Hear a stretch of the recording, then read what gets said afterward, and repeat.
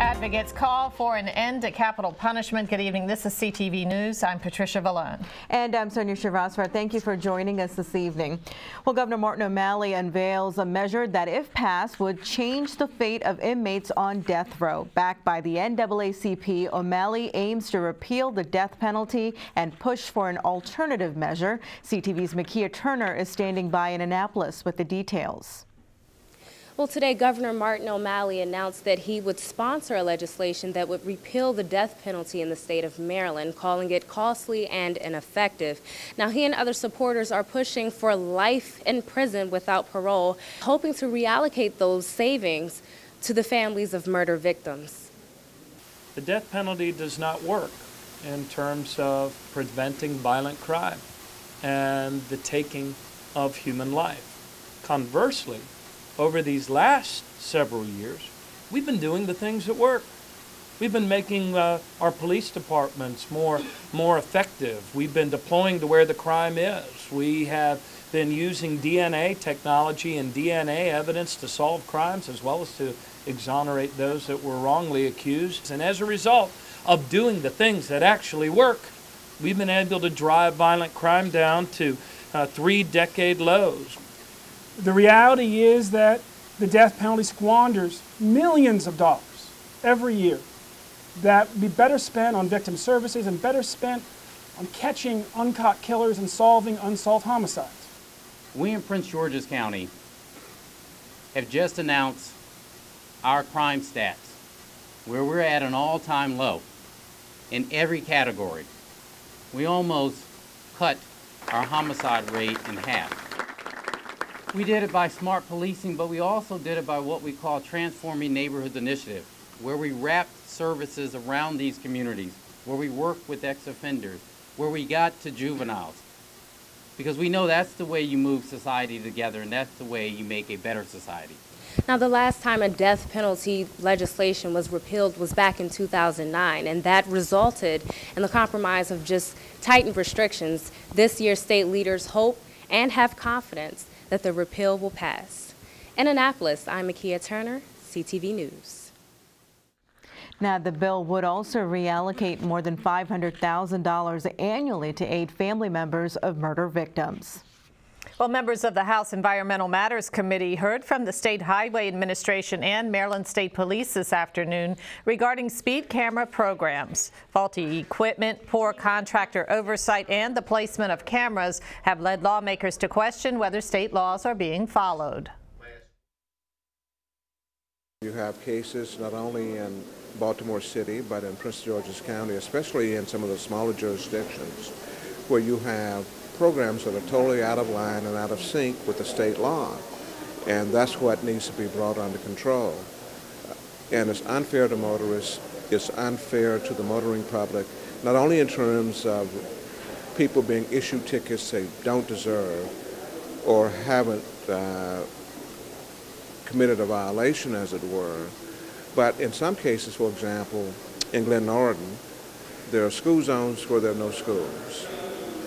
And there are cameras where there are no kids, and where there are kids, there are no cameras. Maryland Safe Zones, we put up quite a few signs. In most cases, there's upwards of a dozen signs at all the approaches to the work zone, in addition to a speed trailer to get everyone to slow down before they even reach the speed camera.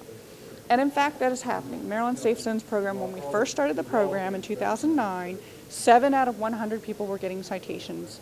So that means they were exceeding the speed limit by 12 miles or more. And now only 2 out of 100 people are getting citations on average. So people are heeding the warnings and slowing down. And in fact, we reached a 10-year low on fatalities. And in the 3 years since the program began, we went from 9 fatalities down to 3 and reduced total construction zone crashes by at least 200 crashes. And the state's 2009 law prohibits jurisdictions from paying contractors based on ticket volume if the vendors operate the program. Sponsors of the original bill say the aim was to prevent contractors from getting a cut of each ticket. Well, 1 month after the shooting massacre in Newtown, Connecticut, a national conversation continues over how to best keep guns out of the hands of criminals and the mentally ill. Today, a diverse coalition of religious leaders took to the pulpit demanding congressional action against what it calls a gun violence epidemic. Our Rochelle Metzger is in the district with that.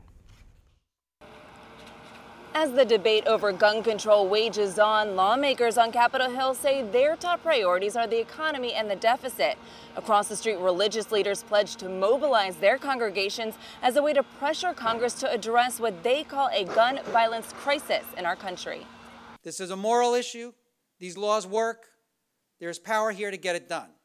The coalition, Faiths United to Prevent Gun Violence, believes stronger gun policies will save lives, calling on lawmakers to put faith and parenting above politics. I'm a person of faith, and I'm a dad, a 9-year-old and a 14-year-old. To protect my sons and protect my faith, I'm going to help build a movement against the dysfunctional gun politics of Washington, D.C., which do not represent the majority of American people. The group is sending an action letter signed by 47 national religious leaders representing 80 million Americans to the president and Congress. We are calling for the reinstatement of the assault weapons ban, which lapsed in 2004. Secondly, we are calling for universal background checks. And thirdly, gun trafficking should be made a federal crime. Gun sales have soared in the weeks since the shooting at Sandy Hook Elementary School. Gun rights advocates argue in favor of arming qualified citizens in an attempt to curb mass violence. The only thing that stops a bad guy with a gun is a good guy with a gun. That statement is at the heart of the problem of gun violence in America today. Not just because it is factually flawed, which of course it is, but because it is morally mistaken, theologically dangerous, and religiously repugnant. Now, all this comes as policy experts convene for day 2 of a gun control summit in Baltimore. They're expected to release a series of recommendations later today, the same day as Vice President Joe Biden and his task force are expected to release a package of proposals to President Obama. On Capitol Hill, I'm Rochelle Metzger, CTV News. The coalition is urging members of the faith community to contact their congressional representative on February 4th and demand action. Meanwhile, some liberal Maryland lawmakers say they plan to introduce restrictive gun control legislation of their own during the 90-day General Assembly session. Well, authorities have identified the 2 victims involved in that arson fire in New Carrollton. 45-year-old John Abate of New Carrollton and 53-year-old Tanya Winston of Glenarden lost their lives in the Sunday night blaze. Anthony Allain has been arrested. He's accused of starting the fire. Allain is facing 2 counts of felony murder and first-degree arson. The blaze erupted at this apartment building in the 7600 block of Fontainebleau Drive. Witnesses tell police that Allain set a fire and barricaded the victims inside.